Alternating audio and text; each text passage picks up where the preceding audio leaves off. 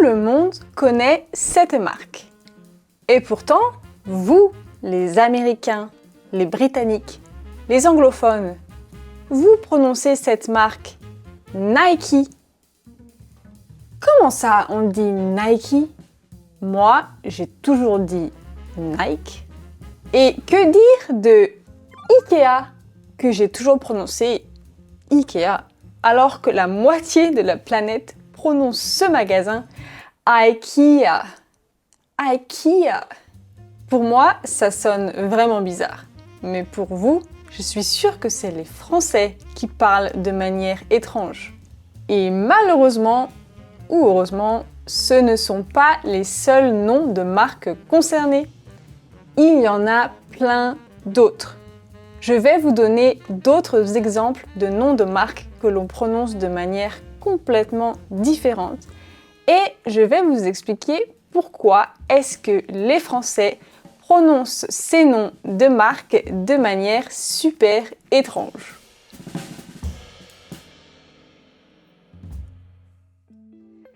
Bonjour, moi c'est Chloé, je suis française et j'habite en Thaïlande. On dit que les Français francisent naturellement certains mots anglais pour pouvoir les rendre plus compréhensibles en français, pour que ça sonne plus fluide. Fluide, ça veut dire liquide, c'est comme une vague, c'est fluide, ça veut dire que ça coule tout seul, qu'on comprend facilement, que c'est naturel. Par exemple, des mots comme cool, c'est cool, waouh, trop cool. Safe, c'est safe. Je me sens plutôt safe maintenant. Avec lui, je me sens toujours safe. Sneakers, des sneakers, donc des baskets. Une deadline, un temps imparti. Je me souviens même pas comment on dit deadline en français, tellement j'utilise ce mot tous les jours. Je pense que vous avez compris les mots que je viens de dire sans avoir à les expliquer ou à les prononcer d'une manière différente, car on prononce ces mots plutôt correctement. Mais ce n'est pas le cas pour le nom de marque étrangère. Une des premières marques que j'ai déjà citées au début de la vidéo, c'est Nike. Nike, on prononce Nike. En effet, en français, on ne prononce pas le E à la fin du mot. Donc, il est silencieux. Nike. C'est comme s'il n'y avait que 3 lettres. N-I-K. Nike. Nike, c'est une marque tellement populaire en France que si vous dites à un Français Nike, il ne va pas comprendre du tout qu'il s'agit de cette marque. Au contraire, il va sûrement vous dire que vous avez tort et qu'on prononce cette marque Nike. Je sais, ça peut vous sembler révoltant et c'est normal. Connaissez-vous la marque Diesel? Oui, Diesel. En anglais, on dit normalement Diesel, Diesel. Mais nous, en français, on prononce ça Diesel. Je pense que pour les Français, c'est très difficile à prononcer. Donc, on a décidé de dire Diesel.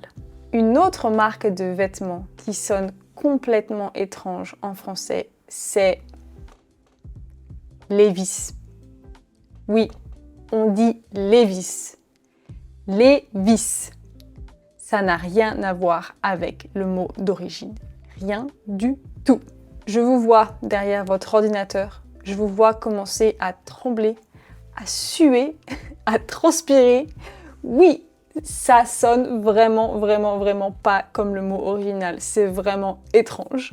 Mais moi, on ne m'a jamais dit qu'il fallait prononcer cette marque Levi's. En vrai, pour moi, Levi's, ça sonne vraiment bien. Et quand quelqu'un dit Levi's, on pense tout de suite à la marque. Ça ne veut rien dire d'autre. C'est vraiment le nom de cette marque. Donc Levi's, pour nous, ça sonne vraiment comme un nom unique et c'est plutôt cool. On a aussi en France des magasins comme H&M. Oui, on dit H&M.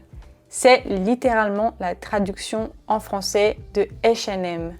Ce sont les lettres de l'alphabet que l'on prononce H, M, et ce signe AND qu'on prononce E en français.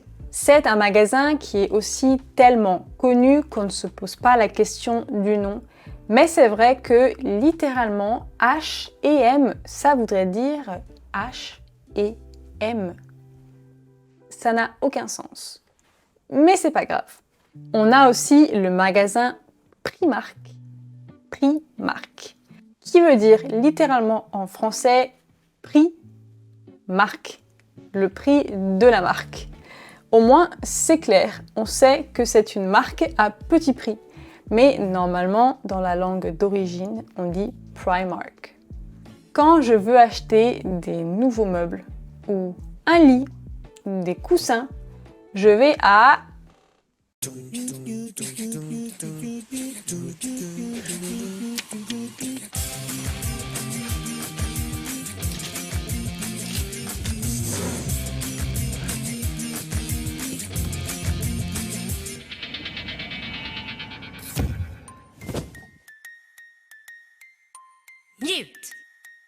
Ikea. Ikea. À cause de cette pub et de cette voix, on pense tous que ce magasin s'appelle Ikea. Mais vraiment tous. La première fois que je suis allée à l'étranger et que j'ai vu un magasin Ikea, j'ai dit à mon ami « Ah, il y a un Ikea ici !» Un Ikea? Bah oui, un Ikea. Il ne me comprenait pas du tout. Donc maintenant, je sais que pour les Français, je dois dire Ikea. Pour mes amis anglophones, je dois dire IKEA. Ce magasin, très connu en français, on l'appelle Apple. Apple Store. Apple. Alors que normalement, on devrait dire Apple. Je pense que la prononciation d'origine est un petit peu trop compliquée. Nous, on aime bien lire les lettres une par une. On ne fait pas vraiment de contraction entre les lettres. Donc, Apple, Apple. Ça sonne un peu pareil, je trouve. Mais attention, en français, ça ne veut pas dire pomme. Le prochain nom de magasin, je ne sais même pas comment on le prononce correctement. Donc, je vais regarder tout de suite. Prononciation. Amazon. Amazon. Amazon. Ok. Amazon. Pour moi, c'est Amazon. Ça sonne assez différent quand même. Quand on dit Amazon en français, on pense aux guerrières Amazon. Je pense que ça veut dire la même chose en anglais, mais du coup, c'est un nom un peu étrange pour un magasin en ligne, non? Et puis, il y a cette marque que je ne sais pas non plus comment on prononce, mais pour moi, je dis Schwarzkopf. Je pense que c'est trop difficile pour nous à prononcer. Schwarzkopf. Schwarzkopf. C'est ridicule, ça sonne ridicule en français. On n'arrive pas à prononcer cette marque, tout simplement. Donc, si vous entendez un Français qui dit un truc du genre Schwarzkopf, Schwarzkopf, c'est celle-là. Maintenant, on va passer à la prononciation de noms de marques d'alimentation, de nourriture, de snacks, de gâteaux, de bonbons. Déjà, il faut savoir que quand on dit un Coca, ça veut dire un cola. Et oui, on diminue le nom Coca-Cola, le nom de cette boisson iconique, par Coca au lieu de cola. Et ça, c'est vraiment une habitude française que je n'ai pas retrouvée dans d'autres pays. Si je vais au restaurant ici, en Thaïlande, et que je demande un Coca, les gens en général ne comprennent pas de quoi je parle. Mais si je dis un cola, alors ils savent tout de suite que c'est cette fameuse boisson. En France, il y a bien sûr des McDo. Oui, on appelle ça McDo. Alors le nom en entier, c'est bien sûr McDonald's. En français, on dit un McDonald's, McDonald's. Mais comme c'est un mot assez long, on le réduit toujours par McDo. On dit un McDo, manger un McDo, aller au McDo. D'ailleurs, petite anecdote, mais en français, on aime bien aussi changer l'ordre des mots. On aime bien commencer par la fin et ajouter le début après. On appelle cela le verlan. Littéralement, ça veut dire à l'envers. Donc, en verlan, McDo, on dit Domac. Je vais manger un domac. Oh, j'aimerais bien me faire un domac. Bon, ça, c'est un langage très familier. Ce n'est pas vraiment du français traditionnel, donc vous n'avez pas besoin de vous rappeler de ça. Un des concurrents en France du McDo, c'est le KFC. Là encore, pas de traduction en français, rien qui change vraiment à part la prononciation. Mais les Français ne savent pas ce que ça veut dire. Moi-même, quand j'étais petite, je me demandais, mais pourquoi on appelle cette chaîne de restaurants KFC? Est-ce que, comme McDonald's, c'est le nom de celui qui a créé cette entreprise? En effet, on ne peut que connaître le sens de ce nom si on parle anglais. Maintenant, j'aimerais savoir si vous savez comment prononcer le nom de cette marque de glace. Parce que moi, je suis pas sûre que je sais comment on dit. En français, on dit plutôt Häagen-Dazs. Häagen-Dazs. Est-ce qu'on dit vraiment Häagen-Dazs? Est-ce que vous dites Häagen-Dazs? Allez, comme je suis sympa, je vais vous donner d'autres exemples de marques que l'on prononce de manière totalement étrange en français. D'abord, il y a la marque Microsoft. Microsoft. Microsoft. Je pense qu'en anglais, ça veut dire quelque chose. Ça a un rapport avec software, mais en français, ça ne veut rien dire du tout. En français, on appelle ce site LinkedIn. LinkedIn. C'est un mot qui n'est pas très facile à prononcer et je pense que pour comprendre plus facilement de quoi on parle, on a décidé de coller LinkedIn. LinkedIn. On ne prononce pas vraiment le linked, on dit juste LinkedIn de manière très rapide, très raccourcie. Les Français ne comprennent pas que ce sont deux mots linked et in. Ils ne comprennent pas le sens. Donc, on n'a aucun problème à prononcer ça LinkedIn. J'ai même déjà entendu des personnes plutôt âgées prononcer ça LinkedIn. LinkedIn. Ça sonne vraiment pas comme LinkedIn. Moi, j'utilise tous les jours ce moteur de recherche, Google. Mais en français, on dit Google. Google. Je trouve qu'en français, ça sonne pas bien du tout.